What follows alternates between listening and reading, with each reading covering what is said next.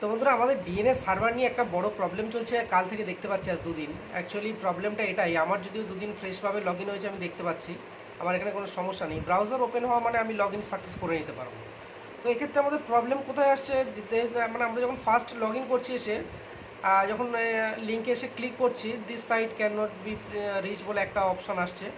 তো এই প্রবলেমটা অ্যাকচুয়ালি আমাদের যে প্রবলেমের জন্য হচ্ছে, কারো কারো ক্ষেত্রে কেউ বলছে, অপশান দিচ্ছে যে আপনি ইন্টারনেটটা চেঞ্জ করুন, হয়ে যাচ্ছে। এটা ঠিক, কেউ কেউ ইন্টারনেট চেঞ্জ করছে হয়ে যাচ্ছে, আবার কারো কারো ক্ষেত্রে টোটালি হচ্ছেই না। তো এই ক্ষেত্রে আমরা সেটিংসে গিয়ে দেখবো আমাদের ইস্যুটা অ্যাকচুয়ালি কোথা থেকে আসছে। আমরা এই সেটিংসে আসলে এখানে প্রাইভেসি অপশানটা ক্লিক করবো, দেখবো এখানে সিকিউরিটি অপশান আছে। এর মধ্যে যে DNS use secure DNS server যেটা আছে, এটা অন করা আছে। এক্ষেত্রে কারো কারো ক্ষেত্রে কিন্তু এটা অফ আছে। তো এই সার্ভারটা অফ থাকার কারণে অনেকে অন করতে পারছে না, বুঝতে পারছে না যে আমার হচ্ছেই না। আবার কারো কারো অনই আছে। এবার মনে করুন অফ যেটা আছে সেটা আপনি অন করতে গেলে ওর আলাদা প্রসেস আছে, এই ভিডিওতে দেখানো যাবে না।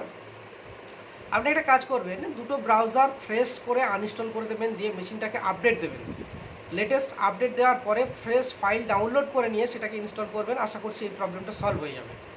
এবার দেখা যাক যাদের অন আছে তারপরেও দেখা যাচ্ছে কোনো কারণে রিসেট করলো, করার পরে আবার দেখা যাচ্ছে সেই ইস্যুটা কাজ করছে। কিন্তু এখানে এমন একটা problem, choose a service provider, আমাদের যে ডিএনএস সার্ভারটা দেখাচ্ছে কখনো কখনো এইটা কাজ করছে, ক্লোজিং ব্রাউজিং ক্লিন ব্রাউজিং এটা কাজ করছে, আবার কখনো গুগল পাবলিক ডিএনএস যেটা আছে এটাই কাজ করছে।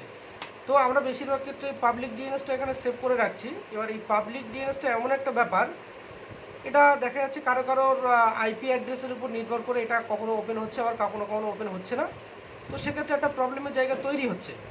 তো আমি এটা বলবো যে ফ্রেশভাবে ব্রাউজার দুটো আনইনস্টল করো, আনইনস্টল করে নিয়ে এই যে অ্যাবাউট মাইক্রোসফট ইডিজি, বিশেষ করে আমি যদি ইডিজিটা ব্যবহার করছি, এটাকে আপডেট দিয়ে নেবেন লেটেস্ট ভার্সন।